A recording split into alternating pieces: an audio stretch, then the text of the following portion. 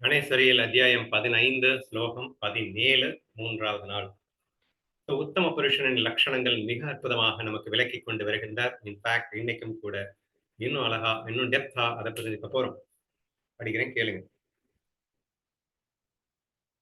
ஈஸ்வரத்தின் லட்சணம் பிரகாசிக்க செய்யப்படும் வஸ்துக்களின் சேர்க்கையற்ற பிரகாசமாயும் நியமிக்கப்படும் வஸ்துக்களின் சேர்க்கையற்ற நியமகனாகவும்.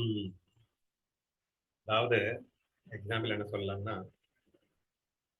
பிரகாசிக்க செய்யப்படும் வஸ்துன்னா இது சூரியன் இதர பொருட்களை பிரகாசிக்க செய்கிறது. சரியா? சூரியன் இல்லைன்னா வேற எதுவுமே நமக்கு கண்ணுக்கு தெரியாது. அப்ப எல்லாத்தையுமே எது பிரகாசிக்கிறது? சூரியன் பிரகாசிக்கிறது. பிரகாசிக்க செய்யப்படும் பிரகாசமாயினா அப்ப ஈஸ்வரன் யாருன்னா, அதாவது உத்தம புருஷன் யாருன்னா சூரியனுக்கே பிரகாசத்தை கொடுப்பவன்டார். பிரகாசிக்க செய்யப்படுக்கும் பிரகாசகனுக்கு பிரகாசகனாய் அப்படின்னு அர்த்தம். பிரகாசிக்க செய்யப்படும் வஸ்துக்களின் சேர்க்கையற்ற பிரகாசமாய் அப்படின்னா சூரியனே நான் அல்ல, சூரியனுக்கே பிரகாசம் கொடுப்பவன் நான் அப்படின்னு அர்த்தம். நியமிக்கப்படும் வஸ்துக்களின் சேர்க்கையற்ற நியமகனாய் அப்படின்னா எல்லாத்தையும் பிரம்மா விஷ்ணு சிவன் அப்படின்லாம் அந்த உலகத்தை நிர்மாணிச்சு வச்சாங்க அப்படின்னு சொல்றாங்க இல்லையா? அந்த பிரம்மா விஷ்ணு சிவன் இவர்களால் தான் இந்த உலகம் இருக்கிறது என்று, உலகம் நடைபெறுகிறது என்று சொல்லப்படுகின்ற அந்த பிரம்மா விஷ்ணு சிவனுக்கே சிவனாக அப்படின்னா அந்த மூன்றுக்கும் பிரகாசத்தை கொடுப்பவனாக அல்லது மூன்றாக இருப்பதுவே நான் அப்படின்னு புரிஞ்சுக்கோங்க. தானே இருப்பிடமாயும் தானே அதில் இருக்கும் வஸ்துவாயும் இந்த பரமாத்ம வஸ்து இருக்கிறது. தானே இருப்பிடமாகவும் தானே அந்த இருப்பிடத்தில் இருக்கும் வஸ்துவாகவும். ஸோ டோட்டலி இன் டோட்டோ பிரம்மத்தவர் ஒண்ணுமே இல்லைங்க. Even though it is a மாயா. மாயால நீங்க பாக்குற எல்லா விஷயங்களுமே பிரம்மத்துக்கு அந்நியமா எதுவுமே கிடையாது. பிரம்மமே தான் அப்படி இப்படி இப்படி எல்லாமா இருக்கு, சும்மா நாச்சுக்கு இருக்கு என்ற அந்த அற்புதமான அந்த விஷயத்தை இங்க வர்ணிக்க ஸ்டார்ட் பண்றாங்க. தானே இருப்பிடமாயும் தானே அதில் இருக்கும் வஸ்துவாயும் அந்த பரமாத்ம வஸ்து இருக்கிறது. இப்ப பாத்தீங்கன்னா முதல்ல ஷரா புருஷன் அச்சர புருஷன் அப்படின்லாம் எக்ஸ்பிளைன் பண்ணிட்டு உத்தம புருஷன் எக்ஸ்பிளைன் பண்ணும்போது முதல்ல ஸ்டார்ட் பண்ணும்போது என்ன சொன்னாருன்னா எதுலையுமே ஒட்டாம இருக்குன்ற மாதிரி ஸ்டார்ட் பண்ணாரு. பட் கடைசியில இங்க முடிக்கும் போது எப்படி முடிக்கிறாரு? நேற்று நம்ம பார்த்ததுன்னு ஒன்றுபட்டிருக்கை வேறுபட்டிருக்கை அப்படின்றது சொல்ல முடியாம இருக்குன்னு சொன்னாரு. முதல்ல தனித்திருக்கு அப்படின்றத அழகா எக்ஸ்பிளைன் பண்ணாரு. அப்புறம் இது ஒன்றுபட்டிருக்கை ஏன்னா மாயையா இருக்கு இல்ல மாயையா இல்ல அப்படின்னுட்டு சொல்ல முடியாது அப்படின்னுட்டு இங்க பியூர் அத்வைதமாக இங்க இருக்கிறதெல்லாம் அதுதான்டா, அதை தவிர வேற ஒண்ணுமே இல்லப்பா, எல்லாமே பரவஸ்து தான், பர பிரம்மம் தான், இந்த பிரம்மம் தான் அனைத்துமாக இருக்கின்றது என்று அந்த உத்தம புருஷனின் வர்ணனை இங்கே தொடர்கிறது. ஏன்னா புரிஞ்சுக்கும் போது இதை பிரிச்சு காட்டிட்டு அதுக்கப்புறம் அதுவே இதுவா இருக்கு அப்படின்னு சொல்லும் போதுதான் நமக்கு எக்ஸாக்டா புரிஞ்சுக்க முடியும். இதுல அஜ்ஞான கலப்பு அப்படிங்கிறது மிக்ஸ் பண்ணாத வரைக்கும் இங்க எல்லாமே உத்தம புருஷன் தான். அஜ்ஞான கலப்பை மிக்ஸ் பண்ணும்போதுதான் சர புருஷன் அச்சர புருஷன் பேரை நம்ம மாத்தி வைக்க வேண்டியதா இருந்தது. அதனால அவனுக்கு தாண்டி இருக்கின்ற உத்தம புருஷன் இவன் சொல்ல வேண்டி வந்தது. பட் அஞ்ஞான மிக்ஸ் ஆகலைன்னா எங்கும் இருப்பது எதிலும் இருப்பது எல்லாமா இருப்பது அந்த உத்தம புருஷன் மட்டுமே, பரபிரமே அப்படிங்கிறதுதான் சொல்ல வர்றார். நாதத்துக்கு நாதத்தன்மை கொடுக்கும் நாதமாகவும் ருஷிக்கு ருசி பார்த்தறிந்து கொள்ளும் சக்தியை கொடுக்கின்ற ருசியாகவும் தன் சொல்லுப்படுகின்ற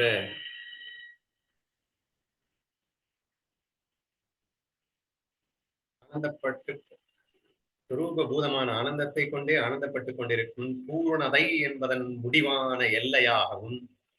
ஸோ அனைத்துக்கும் அதுதான் அஸ்திவாரமா இருக்கு, அதுதான் இதுவா இருக்கு. அப்படிங்கிறப்போ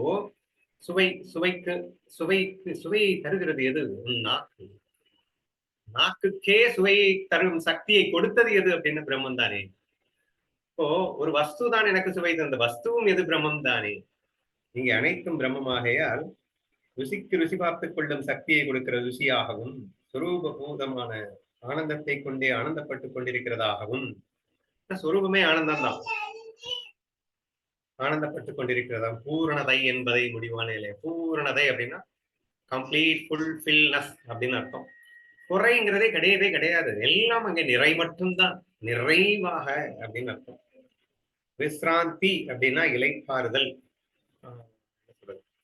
ரிலாக்ஸேஷன் ஆங்கிலத்தில் சொல்லுவோம் இல்லையா, அது என்பதை இளைப்பாறும் ஸ்தானமாகவும் சுகத்துக்கே சுகம் கொடுக்கும் வஸ்து என்று சொல்லும்படியாகவும் சுகத்துக்கே சுகம் கொடுக்கும் வஸ்து என்று சொல்லும்படியாகவும் தேஜஸுக்கே தேஜஸ் கொடுக்கும் வஸ்து என்று சொல்லும்படியாகும். தேஜஸ்னா பிரகாசம், ஒளி.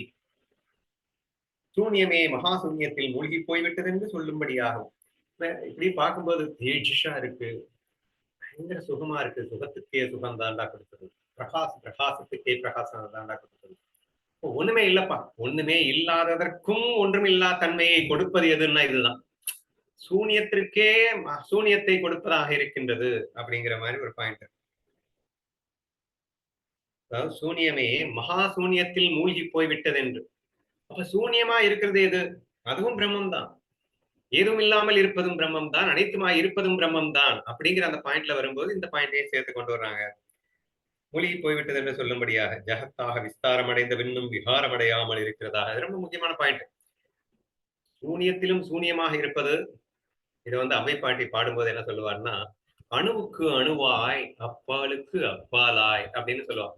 அதுதான் இங்க சூனியத்துக்கும் சூனியமாய் ஜகத்தாக விஸ்தாரம் அடைந்த போதிலும் விகாரம் இல்லாமல் இருப்பவனாய். விகாரம்னா இங்க ஃபுல் ஜெகத்திலையும் பாத்தீங்கன்னா ஏற்றத்தாழ்வு, நல்லவன் கெட்டவன் அப்படின்னு சொல்லிட்டு நல்ல ஃபுல் அண்ட் ஃபுல் புகழ் இகழ்னு சொல்லிட்டு எக்கச்சக்கமான டிஃபரன்சஸோட தான் இருக்கு. அது பேர் தான் விகாரம். ஆனா நானே தான் எல்லாமா இருக்கேன் அப்படிங்கிறப்போ, பண்ணுக்காக தான் இருக்கேன் அப்படிங்கிறப்போ உண்மையில விகாரம் இருக்கான்னா உண்மையிலே விகாரம் இல்லை. ஜகத்தாக விரிந்த போதிலும் விகாரமே இல்லாமல் விகாரத்துடன் இருக்கின்றேன் அப்படின்னு புரிஞ்சுக்கணும். சர்வஸ்தையும் விழுங்கிவிடும் மிருத்யுவையும் விழுங்கிவிட்டு பூரணமானதாகவும். மிருத்யு எல்லாத்தையும் சாப்பிடுது அப்படின்னா அந்த மிருத்யுவையே சாப்பிடுற சாப்பாடுனா தான். ஏன்னா மிருத்யுவா இருக்கிறதே இதுதானே. மிக்க பருத்திருக்கும் வஸ்துக்களை காட்டிலும் மிக்க பருத்ததாகவும் அப்பாளுக்கு அப்பாலா என்ற பாயிண்ட் இங்க கொண்டு வந்தார்.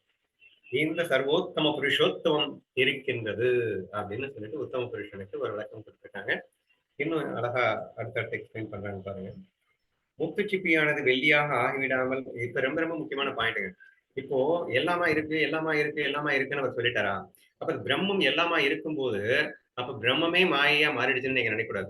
நான் திருப்பி திருப்பி சொல்லிட்டு இருந்தேன் இதை கூட. ஐ திங்க் பிரம்மமே மாயையாக இருக்கின்றது, ஆனால் மாயை பிரம்மம் அல்ல. இந்த பாயிண்ட் ரொம்ப அழகா எக்ஸாம்பிள்ஸோட அழகா நச்சுன்னு விளக்கியிருக்காருங்க. அதாவது பரபிரம்மே மாயா ரூபமாக உலகமாக இருக்கின்றது. இட் டசன்ட் மீன் தட் உலகம் பிரம்மம்னு சொல்லிடக்கூடாது. சரியா? எக்ஸாம்பிள்ஸ் நச்சு நச்சுன்னு வருது. நான் எக்ஸ்பிளைன் பண்ணும்போது உங்களுக்கு புரிய வைக்கிறேன். முத்துச்சிப்பியானது வெள்ளியாக ஆகிவிடாமலேயே அதன் உண்மையை அறியாதவனுக்கு வெள்ளி என்னும் தோற்றத்தை காட்டி வைப்பது போலே. முத்துச்சிப்பி தான். அது வெள்ளி தோற்றத்தை தோற்றுவித்துக் கொண்டிருக்கும் போதும் கூட அது உண்மையில் முத்துச்சிப்பி தான். அதே மாதிரி பிரம்மம் உலகமாக தோன்றிய போதும் கூட உண்மையில் அது பிரம்மம் தான். அது உலகம் அல்ல. பிரம்மம் cannot be உலகம், பட் பிரம்மம் இஸ் உலகம். பிரம்மமே உலகமாக இருக்கிறது, பட் அதுக்காக உலகத்தை பிரம்மம்னு சொல்லாத. முத்துச்சிப்பி வெள்ளியா தோற்றமளித்துக் கொண்டிருக்கிறது என்பதற்காக வெள்ளி முத்துச்சிப்பி ஆகாது. முத்துச்சிப்பி வேற, வெள்ளி வேற. ஆனா வெள்ளி தோற்றத்தை கொடுத்தது எதுன்னா முத்துச்சிப்பி தான். நிறைய எக்ஸாம்பிள்ஸ் வருது பாருங்க.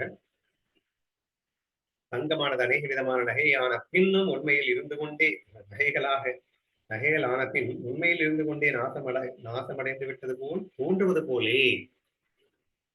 ஒரு தங்க கட்டியை நீங்க பாக்குறீங்க. ஒரு 1 வீக் கழிச்சு ஆசாரி கிட்ட போறீங்க, அந்த தங்க கட்டியை வெறும் நகைகளா மாத்தி வச்சுட்டான். இப்போ நீங்க முதல்ல பார்த்தா தங்க கட்டி இருக்கா இல்லையா? இருக்கா இல்லையா அப்படின்னு கேட்டா என்ன சொல்லுவீங்க? தங்க கட்டி தான் நகைகளாகி விட்டது. ஆனால் நகைகள் தங்கமாகுமா? நகைகள் என்ற அந்த தோற்றம் தங்கமாகுமா? நகைகளாக இருப்பது எதுன்னா தங்கம் தான். ஆனால் அந்த தோற்றம், அந்த டிசைன்ஸ் இதெல்லாம் நீங்க தங்கம்னு சொல்லக்கூடாது என்று அந்த எக்ஸாம்பிள்ஸ் முத்துச்சிப்பியோட இதை நீங்க கம்பேர் பண்ணிக்கோங்க. சரியா? தங்கம் தான், ஆனால் தங்கமே நகைகளாக இருந்த போதும் நகைகள் எப்படி தங்கமாகும்? இங்க என்ன சொல்லியிருக்காருன்னா, உண்மையில் இருந்து கொண்டே நாசமடைந்து விட்டது போல் தோன்றுவது போலே. ஆக்சுவலா பாத்தீங்கன்னா இருக்கிறது எல்லாமே பிரம்மம் தான். இங்க உலகம் தான். சரி, பிரம்மம் தான் உலகமா இருக்கிறது. சரியா? ஆனா பிரம்மத்தை காணும். நீங்க பாக்குறதெல்லாம் பிரம்மமா? கண்ணால் தெரிவது மாயா. ஆனா மாயா இருப்பது பிரம்மம். அப்ப பிரம்மம் மாயா பிரம்மம் தான் மாயா போயிடுச்சு இல்ல, உலகமா மாறிடுச்சு இல்ல, அப்ப பிரம்மம் இல்லைன்னு தானே அர்த்தம். அப்படின்னு சொல்ல முடியுமா? இப்போ தங்கம் நகை ஆயிடுச்சுப்பா. நீ பார்த்த தங்க கட்டிய காணும். தங்க கட்டிய காணும்ன்றதுக்காக தங்க இல்ல, கட்டி இல்லன்னு சொல்ல முடியுமா? அட தங்க கட்டி தான்டா நகையா இருக்கு. அப்போ தங்கத்தன்மை நாசமடையாமலே ஆனால் அதை ஒரு நகை வடிவமாக தோற்றமளிப்பது போலே, முத்துச்சப்பி எந்த வகை ப்ராப்பர்ட்டீஸும் மாறாமலேயே ஆனால் தோற்றத்தை ஏற்படுத்திக் கொண்டிருப்பது போலே, எங்கே முத்துச்சிப்பியா இருக்கு. வெள்ளி தோற்றத்தை காட்டிக் கொண்டிருக்கும் போதும் கூட, நீ முத்துச்சிப்பி காணோம்னு சொல்லுவ. ஆனா முத்துச்சிப்பி தான் அதுவா இருக்கு. இந்த உலகத்தினை பிரம்மம் இல்லைன்னு சொல்லுவ. ஆனா பிரம்மம் தான்டா உலகமா இருக்கு அப்படின்னு புரிஞ்சுக்கணும். உலகமாய் ஆகாமலே உலகம் என்னும் தோற்றத்தை இந்த புருஷோத்தமன் தெரிவித்துக் கொள்கிறான். இது நிற்கட்டும். ஜலமும் மலைகளும் வேறுபட்ட வஸ்துக்களாக இராதது போலே இவனே ஜகத் ரூபமாக தோன்றிக் கொண்டு தன்னுடைய உண்மையான இருப்பால் ஜகத் இருக்கிறது என்னும் ஒரு புத்தியை பிரகாசிக்க செய்கின்றான். சோ ஜலம் அலை, கடல் அலை பெஸ்ட் எக்ஸாம்பிள். சோ அலைகளாக எது இருக்கு? கடல் தான் அலைகளா வருது இல்லையா? அது மாதிரி பிரம்மமே தான் உலகமா இருக்கு. அது மட்டும் இல்லாம உண்மையான இருப்பால் ஜகத் இருக்கிறது என்னும் ஒரு புத்தியை பிரகாசிக்க செய்கின்றான். ஜகத் இருக்கிறது அப்படிங்கிறதே அந்த பிரம்மத்தின் இருப்பை வைத்துத்தான் அவன் பிரகாசிக்கவே செய்ய முடிகிறது இல்லையா? அதனாலதான் நம்ம நேற்று பார்த்தோம். இது உலகம் என்பது உண்மையா பொய்யா அப்படின்னா it's extremely difficult to answer, அல்லது easy to understand but difficult to answer. ஏன்னா உண்மையும் பொய்யும் கடந்த ஒன்றாக இருக்கின்றது. உண்மை என்றும் சொல்ல முடியாத, உண்மை பொய் ரெண்டுமே இல்லைன்னு சொல்லலாம், ரெண்டுமே இருக்குன்னு சொல்லலாம். உண்மைன்னு சொல்ல முடியாது, பொய்ன்னு சொல்ல முடியாது. உண்மைன்னு சொல்லலாம், பொய்ன்னு சொல்லலாம். ரெண்டும் இல்லைன்னு சொல்லலாம், ரெண்டு இருக்குன்னு சொல்லலாம். ரொம்ப டீட்டெயிலா நம்ம எக்ஸ்பிளைன் பண்ணோம். Same thing here.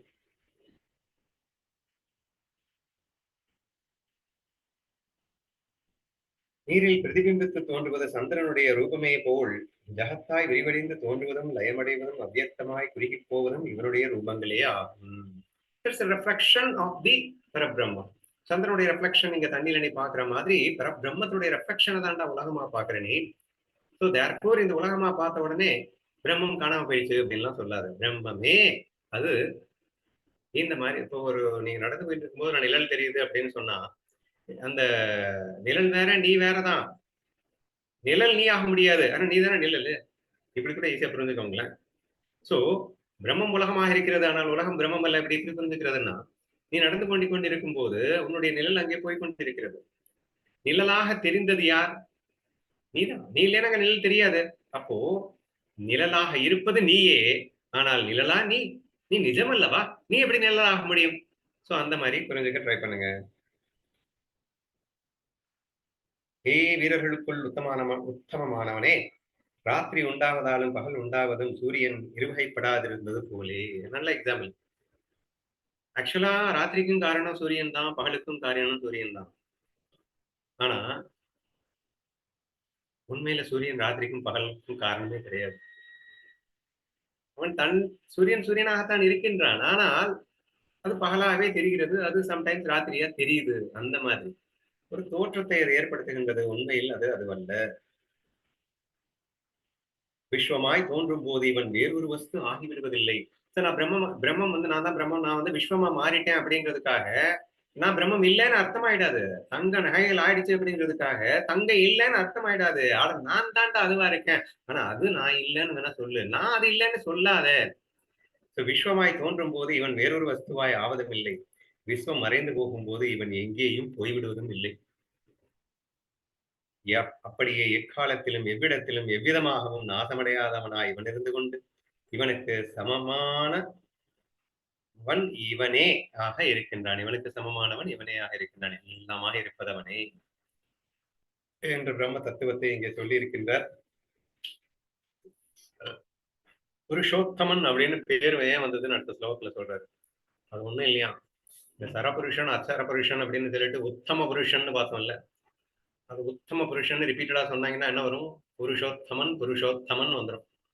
அதான் எல்லா ஸ்கிரிப்சர்ஸ்லயும் இவனை வேதங்களையும் ஸ்கிரிப்சர்ஸ்லயும் புருஷோத்தமன் எனக்கு பேர் ஏன் சொன்னாங்க தெரியுமா? இதுக்குதான்டா உத்தம புருஷன்டா நான் அப்படின்னு நாளைக்கு அந்த ஸ்லோகத்துல சொல்லுவாரு. நாளைக்கு சொல்றேன்.